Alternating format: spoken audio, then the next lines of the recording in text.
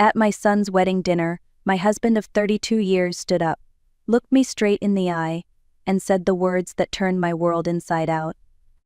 "This is the end for us, Monica. I've found someone new." Every sound in the room vanished. Forks froze midair, laughter died mid-sentence, and all 40 guests turned to stare at me, the woman being quietly erased from her own family table. Across from me sat his secretary, Tessa Grant, wearing a deep red dress and a smile that could cut glass. Her lipstick matched her confidence, and the way she met my eyes told me everything. She thought she had won. My son Tyler, sitting beside his new wife, Olivia, looked lost, confused, caught between the joy of his wedding and the shock of his father's cruelty. He reached for my hand under the table, but I didn't move. I just breathed. Instead of crying or screaming or throwing my glass like people might have expected, I leaned forward and said calmly, "Well, Gerald, thank you for the heads up." Then I reached into my purse, pulled out a manila envelope, and slid it across the white tablecloth toward him. My hands were steady. "A little something for you to read later," I said. Gerald blinked, confused, his arrogance faltering for the first time that night. I stood, smoothed the front of my navy dress, the one I'd bought for this beautiful day, and kissed Tyler on the forehead. "Congratulations, sweetheart," I whispered. "I'm proud of you." Then I turned and walked out of the reception hall with my head held high. Behind me I heard the faint rustle of paper as Gerald tore open the envelope. A moment later came the sound I will never forget, a guttural scream that silenced the entire banquet hall. Gasps followed, chairs scraped, someone dropped a wine glass. But I didn't turn around. That scream was not mine anymore. It belonged to him. People often ask me later, "Monica, how did you not see it coming?" The truth is, I saw everything. I just chose to believe in the man I married instead of the man he had become. When I met Gerald Harris in 1992, I was 26 and running a small bakery out of my apartment kitchen called Sweet Haven. It wasn't much, but it was mine. I dreamed of opening a little storefront on Main Street, where people would stop in for coffee and peach cobbler, where I could make a living doing what I loved. Gerald came in one day to order cupcakes for his office party. He had this confidence about him, the kind that made you believe he had everything figured out. By the time he finished his coffee, he had my number. A year later, he had my heart. We married the next summer, full of plans and promises. "We'll build a life together," he told me. "You'll have that bakery someday, I'll make sure of it." But a few months later, his company offered him a promotion in Portland. "Just a few years," he said. "Once we're settled, you can start again." So I sold my ovens, packed my grandmother's recipe books, and followed him, believing love meant compromise. Years passed. We bought a small house, then had our son, Tyler. My days became about diapers, dinners, and doing the books for Gerald's growing insurance career. I told myself my time would come once Tyler started school, but life kept moving the goalposts. There was always another bill, another project, another excuse. When Gerald's firm hit a rough patch, I took a job at a local credit union to help with expenses. I worked long hours balancing other people's accounts while balancing our own at night. My steady income, my good credit, my name on every document — that was how his business survived those years. But he never said thank you. He acted like it was simply my duty. I told myself this was what marriage was, two people building something together, even if one dream had to sleep while the other grew. But that dream of mine, Sweet Haven, never really died. It just waited. When Tyler graduated college, I thought maybe it was finally time. Over dinner, I said gently, "I've been thinking about reopening my bakery." Gerald didn't even look up from his phone. "At your age," he said with a laugh, "you should relax. Besides, I might need your help at the office. Tessa could use someone who understands numbers." That was the first time I heard her name spoken in our home, the woman who would become my husband's undoing. And, unknowingly, mine too. It started with something small, an envelope that didn't belong in our regular stack of mail. A Chase Sapphire card issued under Gerald's name, with a balance of nearly $8,000. I knew every card we had, every account we shared, every cent that came in or went out. This one was new. The transactions were like breadcrumbs leading straight to betrayal. Dinner at a high-end restaurant 2 towns over. A weekend stay at a luxury resort. A jewelry store I'd never heard of. And not a single charge connected to his business. When I confronted him that evening, he barely looked up from his laptop. "Business expenses, honey," he said in that dismissive tone he used when he wanted to shut me down. client dinners, networking. Patricia handles reimbursements. I blinked. Patricia? He smiled slightly. My secretary. You've met her. No, I hadn't. And her name wasn't Patricia. Her name was Tessa Grant. That night, after he went to bed, I sat at the kitchen table under the dim light and stared at the statement for hours. 30 years at a credit union had taught me something vital: numbers never lie. They tell the story people try to hide. So I started digging. Using the same skills that had once saved his business, I traced those charges. Within a week, I found transfers from our joint savings to a separate account at a different bank, small amounts, $500 here, $800 there, spread out over 18 months. Each transfer led to the same account number. The account holder name stopped me cold. Gerald Harris and Tessa Grant. It was like the air left the room. I checked the total, $45,312. Our money. Our future. Spent on her. I found proof of everything: receipts for weekend getaways, a diamond bracelet charged 3 weeks before our anniversary, a lease agreement for an apartment downtown under Tessa's name. All of it paid for by the man who once told me we couldn't afford to upgrade our kitchen. I printed every page, logged every transaction, and photographed each piece of evidence. By the time the sun came up, a neat stack of papers sat beside my coffee cup, a silent monument to 32 years of misplaced trust. For a moment I wanted to storm into his office and throw the papers in his face. But instead I felt something colder, steadier, begin to settle inside me. It wasn't heartbreak anymore. It was clarity. He thought I'd never find out. He thought I was too naive to follow the trail. He forgot who balanced his books for 3 decades. My first instinct was to confront him, to scream, to demand an explanation. But then I remembered who Gerald was: the man who always underestimated me. He thought of me as dependable Monica, the woman who never raised her voice, who kept things running while he played the role of provider. So I decided to use that image to my advantage. A week later, while organizing old tax files in our home office, I stumbled across a thick folder labeled prenuptial agreement. I hadn't looked at it since the day I signed it 32 years ago. Gerald had insisted on it back then, still bitter from his first divorce.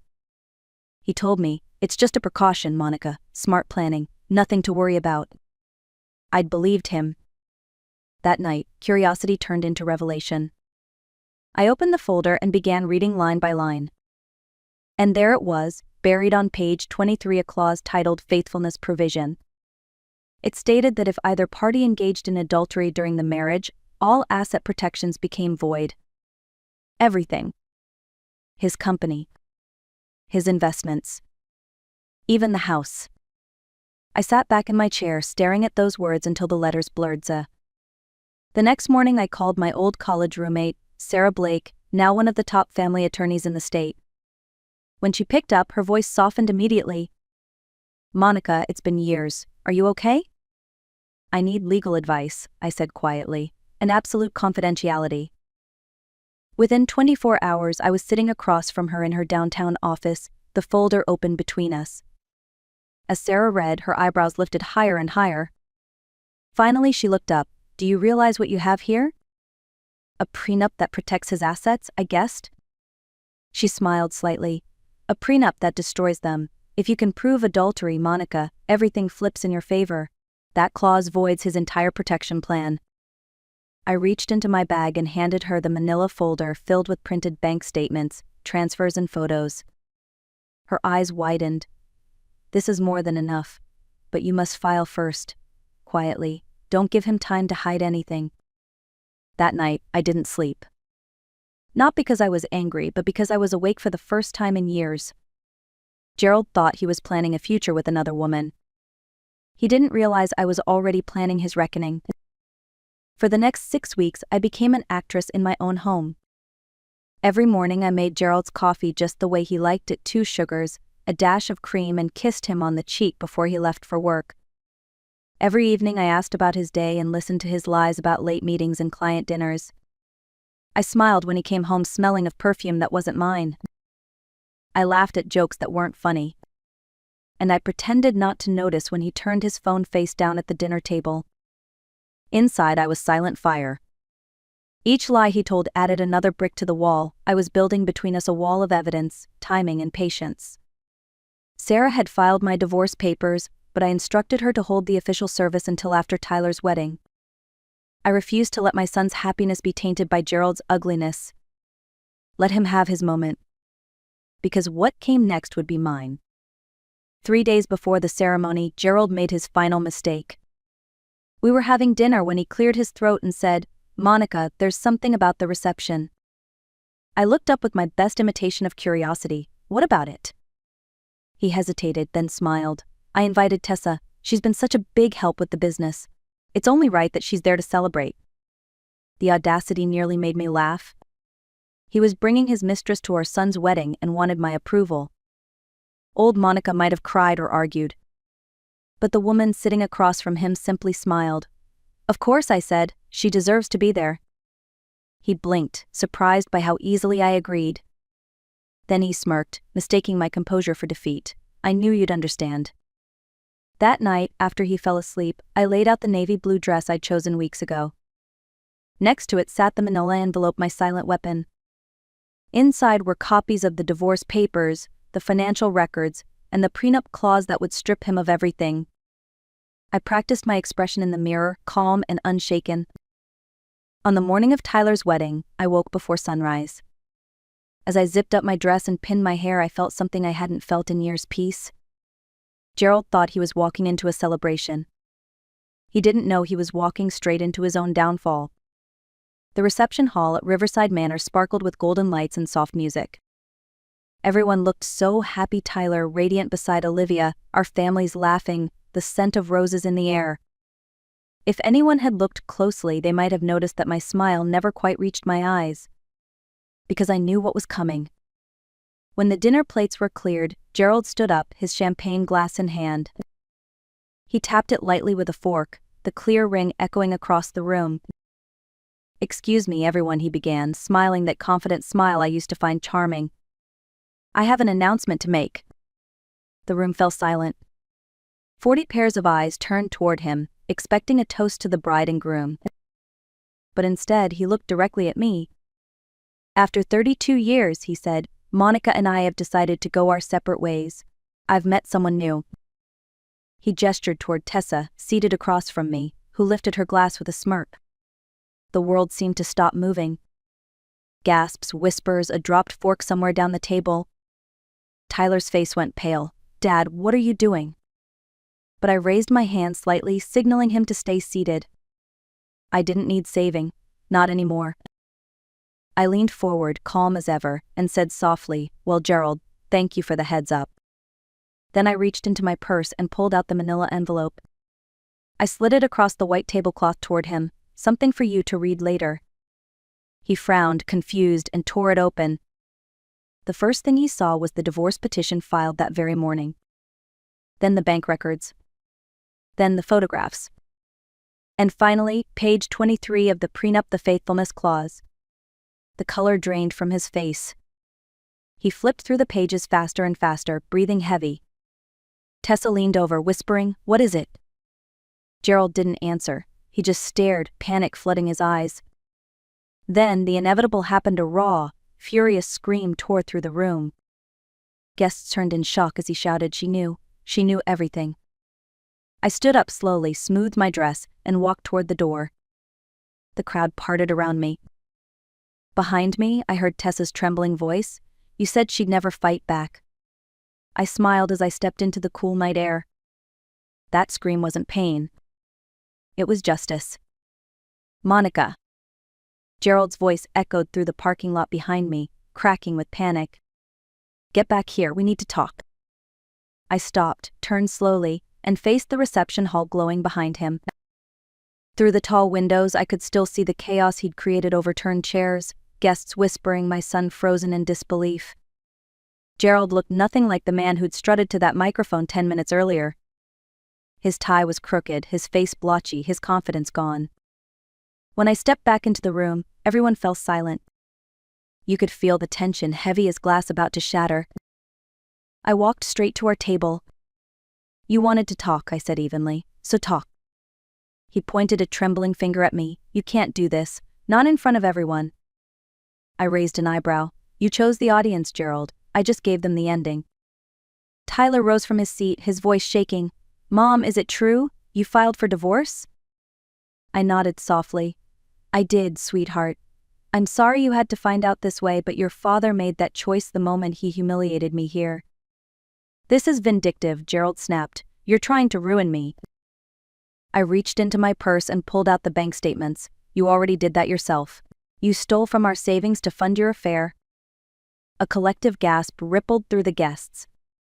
My sister covered her mouth. Olivia's parents stared at the floor.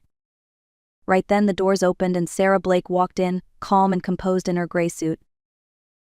Mr. Harris, she said smoothly, that clause you signed 32 years ago means your wife now holds claim to nearly everything you own.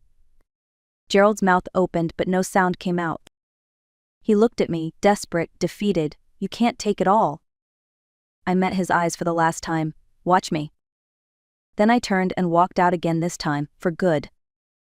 6 months later, I was standing in the kitchen of my new bakery, the sign above the window reading Sweet Haven Reborn. The smell of cinnamon rolls and peach cobbler filled the air, the same recipes I'd once tucked away when I chose to follow Gerald's dreams instead of my own. Life had come full circle. The divorce was finalized 3 weeks earlier.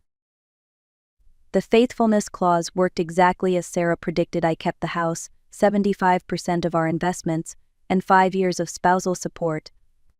Gerald lost nearly everything, including the company that once defined him.